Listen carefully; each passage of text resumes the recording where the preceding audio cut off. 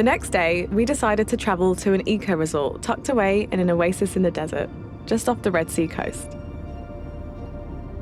Our training can be so intensive sometimes, so being away feels like a good opportunity to get some real holiday time in. Wow, I can kind of see the view. Oh my God, the view! Oh. We'd call this a cotton candy sunset. Pink and blue. Yeah. Beautiful. This can't be real. To Saudi Arabia. To Saudi Arabia. All the gems that it has shown us so far. You girls are so lucky to be part of the Olympics because how many people make it there? Yeah. So many try and then Yeah. don't get there. And that was definitely me. Once upon a time, I tried to make Tokyo and didn't make it. And then I realised, wow, this is really hard because I thought it was so close to make Tokyo and it was so easy.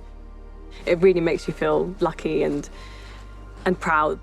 What has your journey been like as a sports person? How are you enjoying track and field and athletics? I love the sport. It's been a little bit different than your journeys. Like I didn't continue after school to do to do track, so I just took a break and traveled. So then coming back to it, of course, is much harder because you start off at a different point. Yeah. But I love now how like I connect with all of you. I mean, like we've met on a competition. Yeah, and we spoke for like an hour. Yeah, exactly. We're best friends for life. So I mean, like it's just cool how you can connect through the sport. Yeah. And also you've used the sport to find success as well. Like it's not easy to build such a big social following, and I think it's so great that you've used athletics to build that. That's true. That's like different as well. Yeah. Like I'm happy that I could do social media and show the sport, can give a little bit of advertisement because it's a great sport. Yeah, but also like being able to finance myself, like it's good. So that's why then I can compete against you guys, go to trainings camp and that's just and that's not an easy thing to do either.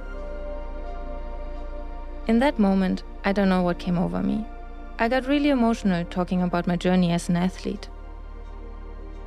I think we live under constant pressure to be the best all the time, and being here so relaxed and happy just made me let it all out. Yeah, be proud of it. It's something really special.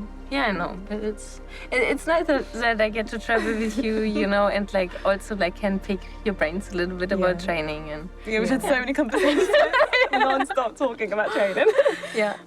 No, it's really cool. Thank you, girls. This is nice. This is beautiful. Thank you. We're up so early. We're so early. Our surprise is we're going on a seaplane, and apparently it's a super futuristic hotel. Hi, Captain. Thanks. How are you? Did I hear you call my seaplane cute? Yes. Okay. Not cute? The weather looks quite cool and calm this morning. Not too much wind, but there can be some hot sand in the desert, so keep your seatbelts on for some turbulence.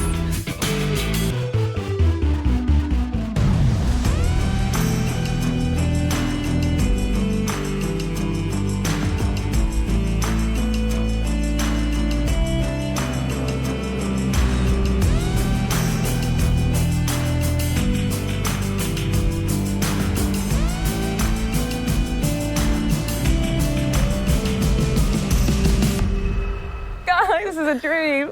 Oh my God, look at the reflection. Now I know why they've done it like this. Look at the reflection of the water. The water is so Wow. clear. I just want to go jump in right away. No. It's the bluest water I've ever seen in my life, my whole life.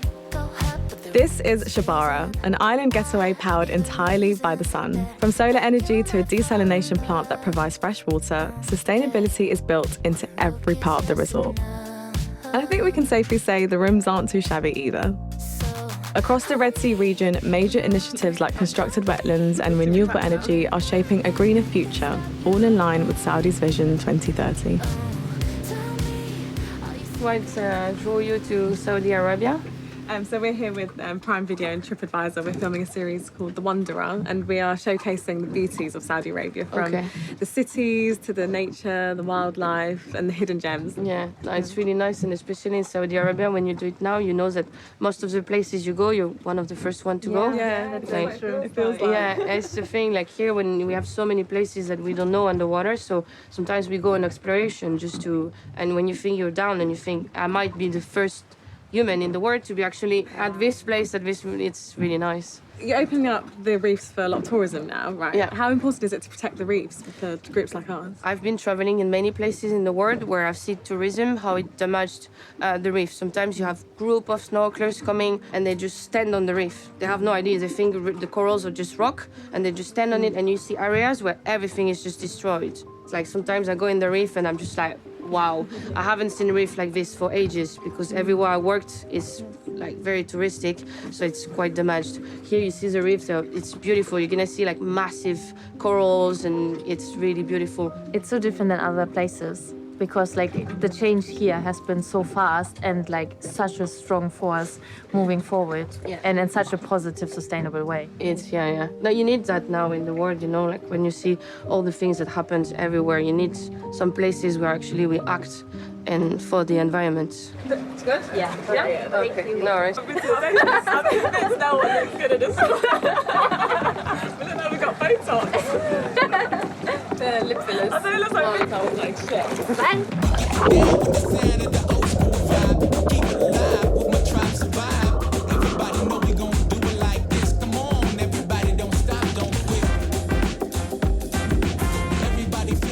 There's so much color. I can't believe it. It is so good. It's hard to describe how rich these waters are. The visibility is incredible and the variety of sea life is bursting everywhere. After our snorkeling session, we decided it was time for some fun and games.